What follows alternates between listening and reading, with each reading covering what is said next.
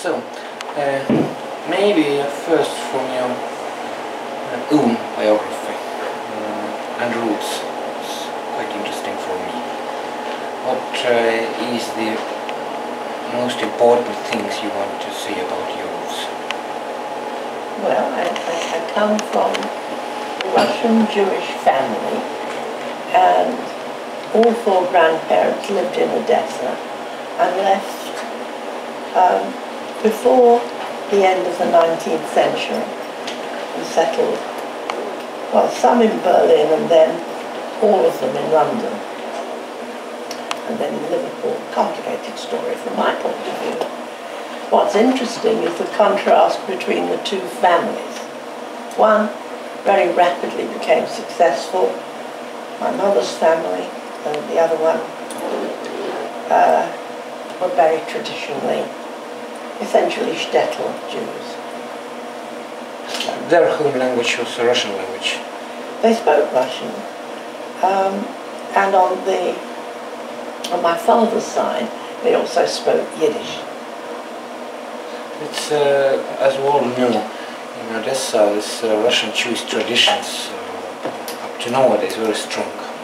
Yes, when I went back in 2005, really I didn't expect to find many Russian Jews there, but there were at least 60,000 in the city. What place, city, excuse me, what city was it? I didn't hear. Odessa. Odessa, oh, I see. And of course, most people who stayed would have been wiped out by this and that, but a lot of them were evacuated. Deported as well. There are many some families. were deported, some were evacuated.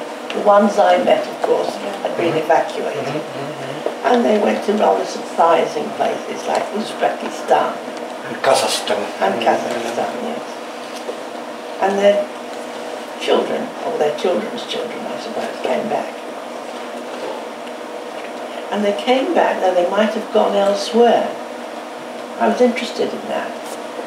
Odessa was a city people really loved. And that's why they came back to it.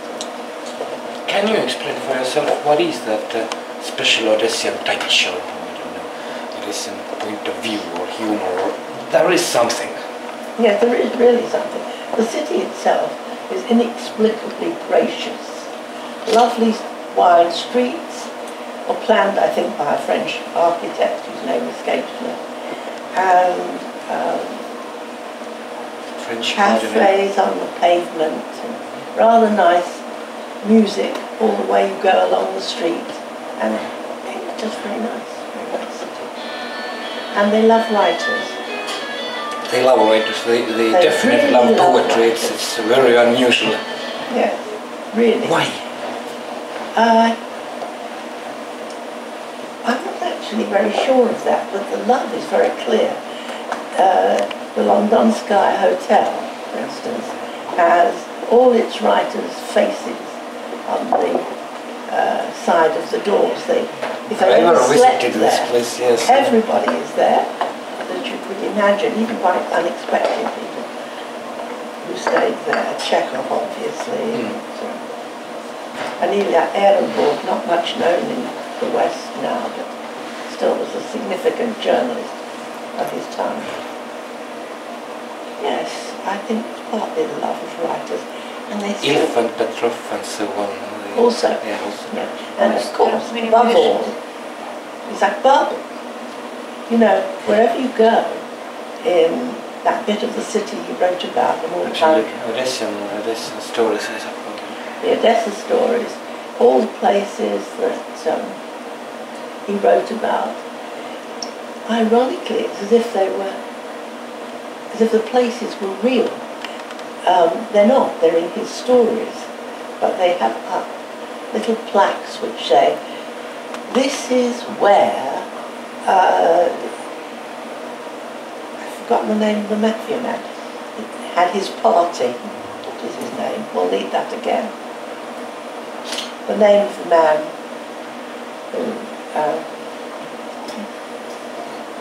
all right. I remember in about 2 minutes. Yes, that's true.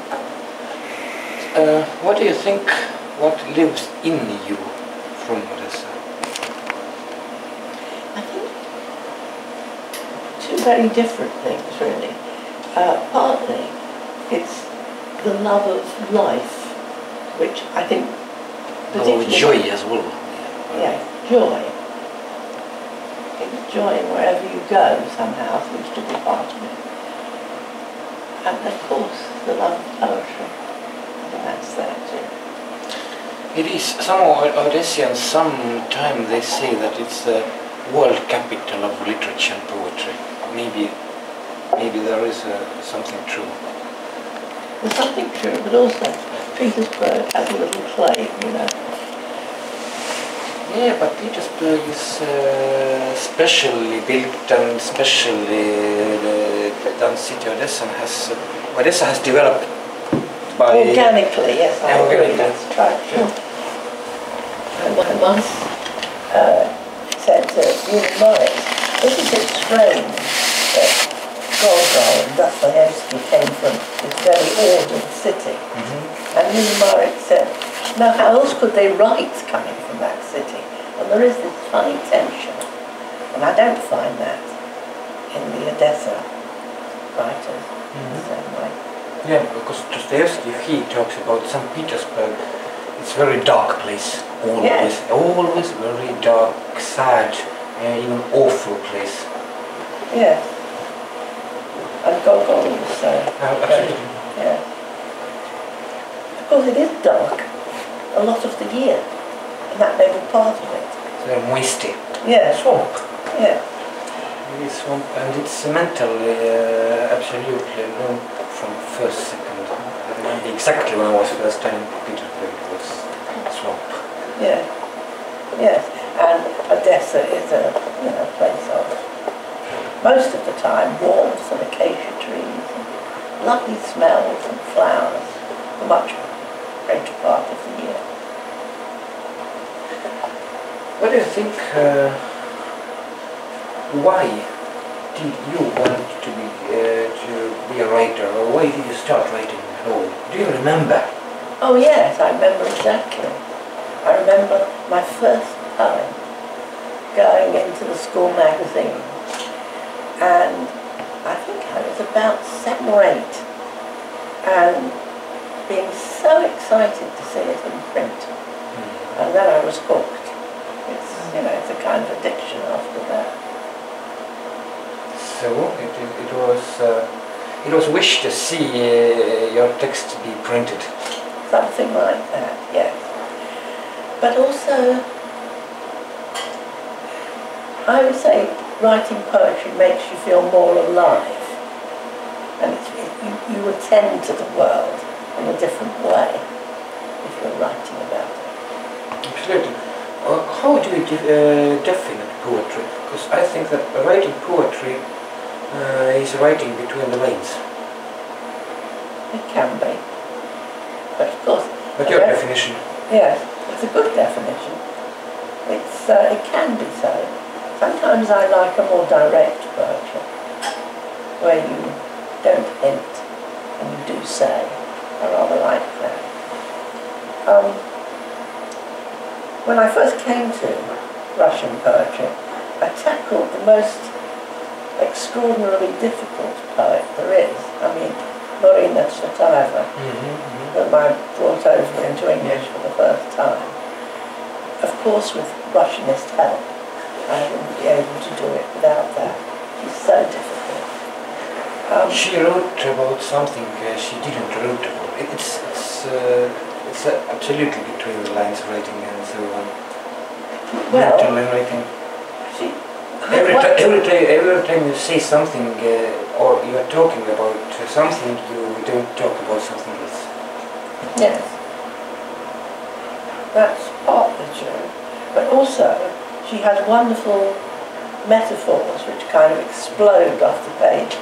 Funnily enough, a poet who writes with lots of metaphors is much easier to translate into English than someone who's very plain.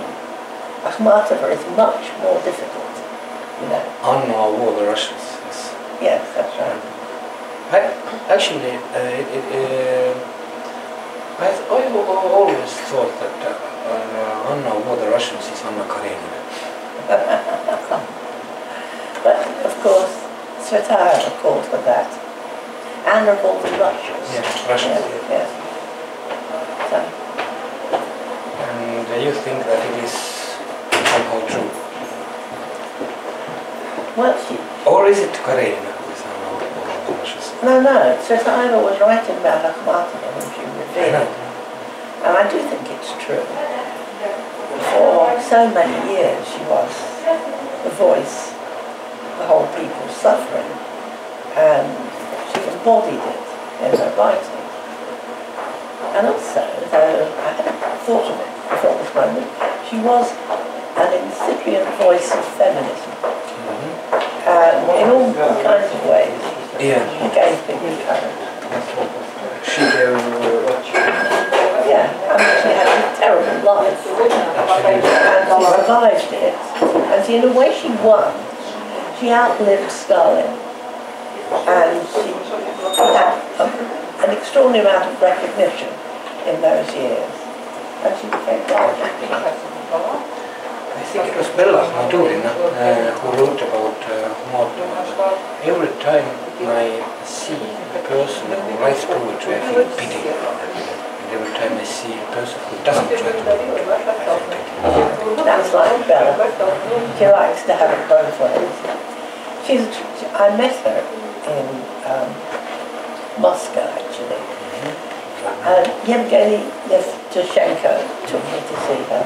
And then I translated a few of her poems. And we've read together at several festivals since then. I thought she was a quite remarkable woman, because she was very beautiful. And people, of course, fell in love with her beauty. But also she took risks. She took risks all the way through her life. And nothing very terrible happened to her. I don't know why, perhaps because she was so beautiful. Yeah. Bella Madurina, I hope the story I will tell you is true. It was told by Elena Skulskaya, a Russian writer who lives in Estonia. She knew Bella very well. And she took Bella one time to Coco Club. It's a club of artists. Bar and of course everyone was sitting there and drinking something. So Bella came in and did a speech for Estonia. She thanked the Estonians for being themselves and looked for language and being just some kind of auto-solution. No one recognized that this is Bella Madurina. That person talking about it. They threw her out of the club because they thought she was from KGB. Bella cried 2 days in Elena Skulskaya place. Sad story, but it's a very sad story, and it may not be true. She was not often thrown out of places, except when she was drunk. She did drink, no question. she was drunk then, absolutely. Yeah. How did you